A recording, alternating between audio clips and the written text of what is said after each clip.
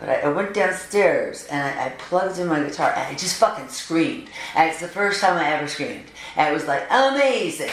And this rip came just right through my rawhide, right? Like a really crazy rip, and from the other side.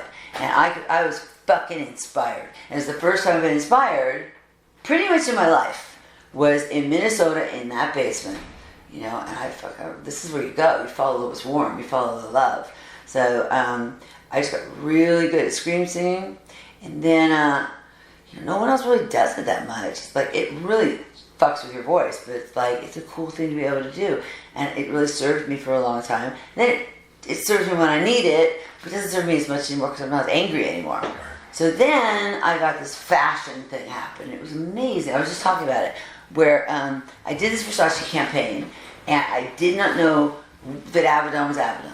I had no idea. So I knew it was a big deal, but I didn't know like Funny Face and the Legend and everything. But he had me like posing like Marilyn Monroe posed before, like he was referencing himself. It's fucking awesome.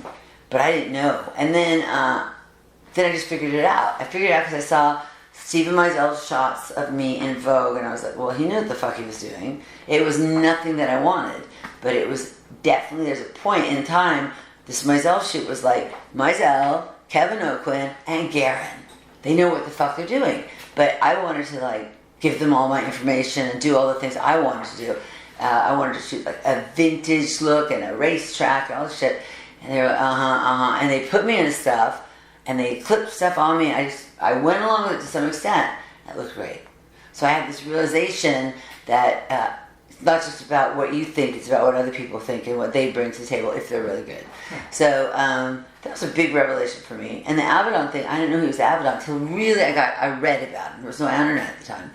So I was like one of those kids today that doesn't happen to understand what's going on. That's how bad I was. But I was well read. I just didn't know who Avedon was. So that was spooky. And that was a big moment when I realized it. It was like the universe and me were finally in alignment when I screamed. It was like the universe was saying, okay, Courtney, you need to explore this rage. What is this rage about? You have the rage.